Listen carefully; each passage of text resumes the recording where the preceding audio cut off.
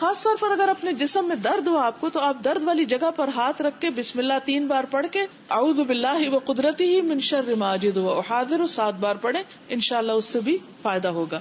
پھر حجامہ کرانا، کپنگ کروانا، پچنے لگوانا، سینگی لگوانا، یہ علاج جو ہے یہ بھی بہت مؤثر ہے، کیونکہ جس جگہ تکلیف ہو وہاں جب پچنے لگائے جاتے ہیں تو اس سے گندا خون نکلتا ہے.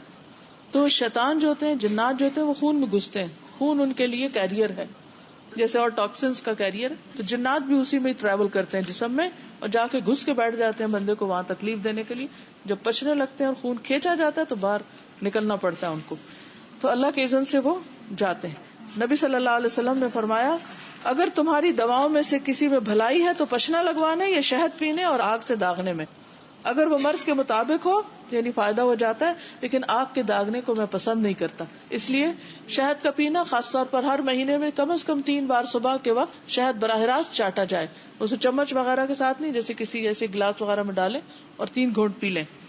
پھر اسی طرح یہ ہے کہ خاص طور پر جو مسنون ایام ہے اس میں اگر پچنے لگوائے جائیں تو زیادہ فائدہ ہوتا ہے. کلونجی جو ہے وہ موت کے علاوہ ہر مرض کا علاج ہے. کلونجی کے اوپر بھی آپ قرآن پاک کی آیات پڑھ کر اس تیل جو ہے اس کو تکلیف والے حصے پر آپ اس سے مساج وغیرہ کر سکتے ہیں. کلونجی کے چند دانے بھی مریض کو کھلائے جا سکتے ہیں.